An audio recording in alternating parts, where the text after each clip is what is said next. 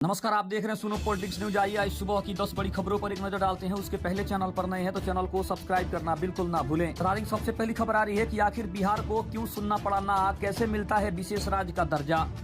संसद के दोनों सदनों में सोमवार को बिहार को विशेष राज्य का दर्जा देने का मुद्दा उठ गया। इस पर केंद्र की ओर से कहा गया कि बिहार को विशेष राज्य का दर्जा देने का कोई मामला नहीं बन रहा है।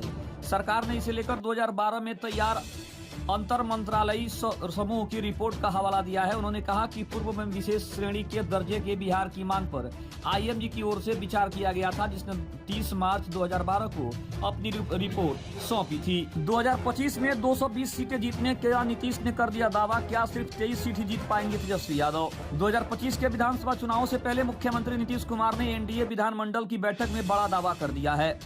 उन्होंने कहा है कि गठबंधन 220 सीटें जीतकर 2010 के रिकॉर्ड को तोड़ देगा। नीतीश कुमार ने कहा कि 2010 के विधानसभा चुनाव में एनडीए को 206 सीटों से ज्यादा इस बार 220 सीटें मिलेंगी, तो क्या सिर्फ 23 सीटों पर तेजस्वी यादव की पार्टी रह जाएगी? बिहार विधानमंडल में 47,512 करोड़ का अनुपूरक बजट पेश हुआ। सबसे ज्यादा सड़क और पुलों पर खर्च होगा।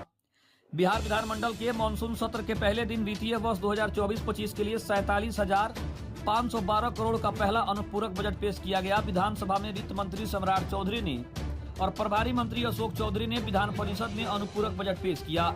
26 जुलाई को इस पर वाद विवाद और सरकार के उत्तर के बाद इसे पारित किया गया। मोदी सरकार 3.0 का पहला बजट आज पेश होगा। नौकरी पेशा, किसान और महिलाओं को इससे सबसे ज्यादा उम्मीदें हैं। वित्त मंत्री निर्मला सीतारमण मंगलवार 23 जुलाई को पूर्ण बजट पेश करने जा रही है। यह मोदी 3.0 का पहला और वित्त मंत्री निर्मला सीतारमण का लगातार 7वां बजट है।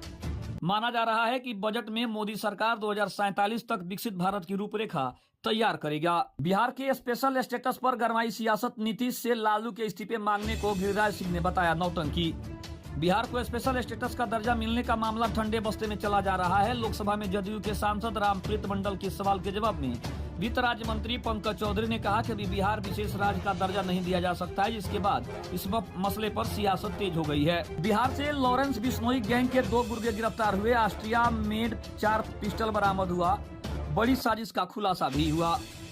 बिहार से लॉरेंस बिश्नोई गैंग के 2 गुर्गे को गोपालगंज पुलिस ने धर दबोचा है, जो मुजफ्फरपुर और मोतिहारी में बड़ी वारदात को अंजाम देने की फिराक में थे। पुलिस ने दोनों के पास से ऑस्ट्रिया मेड 4 पिस्टल बरामद की है। एक आरोपी की पहचान कमल रावत पिता पप्पू सिंह के तौर पर हुई है और वो अजमेर के बंगलियावास थाना इलाके का रहने वाला है। बीजेपी ने आरएसएस से बढ़ती दूरी पर लगाया विराम। 58 साल पुराने आदेश से डैमेज कंट्रोल। लोकसभा चुनाव के दौरान भाजपा और राष्ट्रीय स्वयं सेवक संघ यानी आरएसएस में बड़ी दूरियां और अंदरूनी खटपट पर केंद्र सरकार ने विराम लगा दिया है। केंद्र सरकार ने आरएसएस की गतिविधियों में सरकारी कर्मचारियों के भाग लेने पर लगे 58 साल पुराने सरकारी आदेश को वापस ले लिया है। सरकार के इस फैसले पर राजनीतिक आरोप प्रत्यारोप भी लगे हैं, पर आरएसएस ने सरकार की सराहना की है। नीट पेपर लीक मामले में 5 मेडिकल छात्रों समेत 6 आरोपियों की सीबीआई को मिली रिमांड। खुलेंगे और कई राज।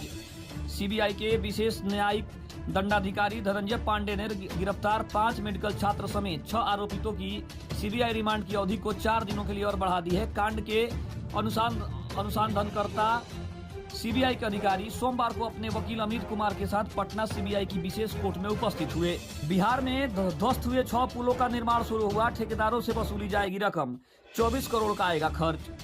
बिहार में बीते 1 महीने के भीतर पुलों के ढहने के मामले में नीतीश सरकार ने सख्त रुख अपना लिया है। बीते 3 से 4 जुलाई को सिवान और सारण में गंडकी और छाड़ी नदी पर बने 6 पुलिया बह गई थी, जिनका निर्माण कार्य शुरू हो गया है और पुलों के निर्माण में आने वाली लागत संबंधित ठेकेदारों से वसूली जाएगी। नीतीश जी फेल हो गए। क्या लेबर सप्लाई स्टेट ही रहेगा बिहार? स्पेशल स्टेटस नहीं मिलने पर बोले मनोज झा।